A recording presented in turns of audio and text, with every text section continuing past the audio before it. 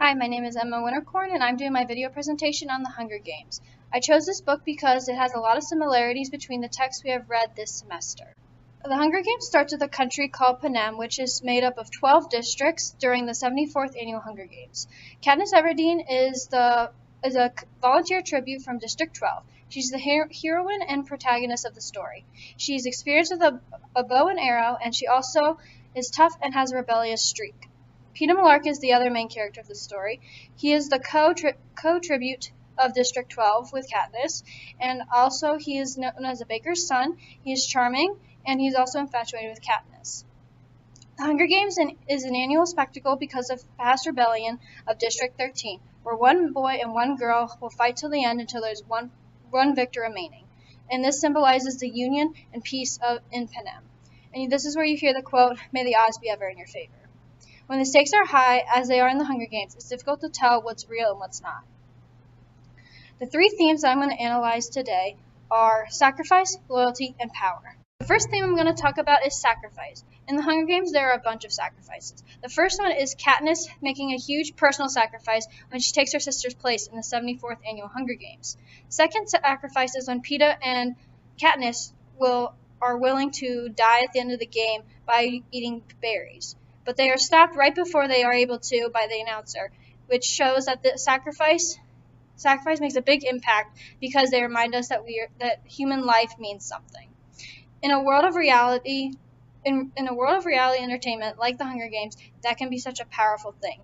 This also can be related to Antigone, Samson, and Sherlock Holmes. In Antigone, she died for her beliefs, which is a huge sacrifice. Samson sacrificed himself to save the Israelites, and Sherlock Holmes sacrificed himself for the many in the final problem.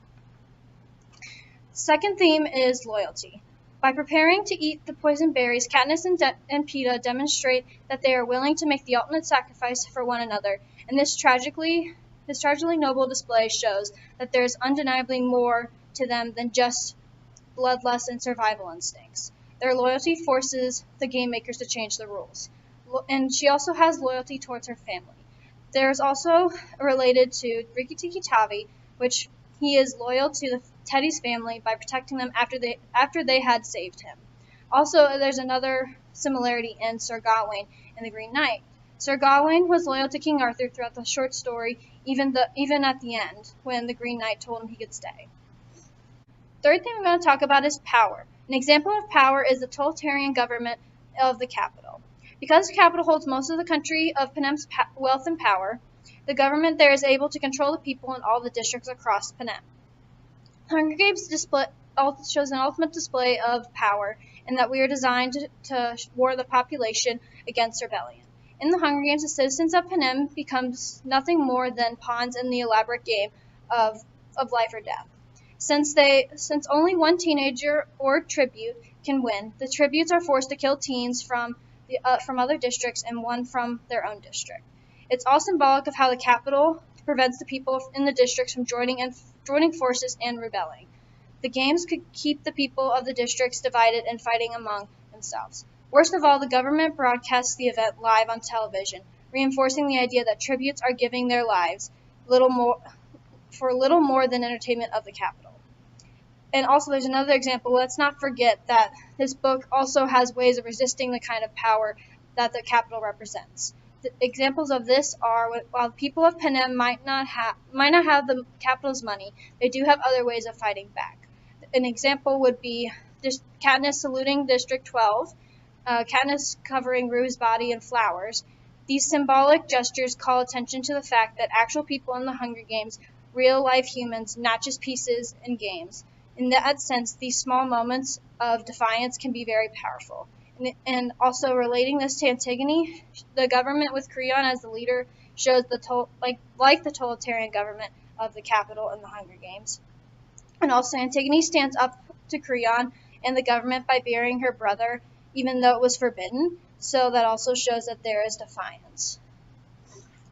And lastly, the relation of the themes in the Hunger Games and our text. I have seen a personal growth in myself throughout the course and through these themes. I have a better understanding of the term hero, where there are many different definitions and that these different definitions apply to different texts. Not all texts have a clear hero. there can be many possible heroes within this text. And also, Katniss believed in something strongly that she was willing to die for, just like Antigone did, where Katniss felt like she was just a piece in a game from the capital, and she was tired of being the piece in their game. Antigone wanted to bury her brother, even though her uncle forbid it, since he betrayed their city. I think that sacrifice is important, and an example that I think is important is because I have sacrificed my own time with friends and family to study or work on assignments here at Xavier. I also think that loyalty is important because being loyal to family and friends means having their trust and you earning their trust back.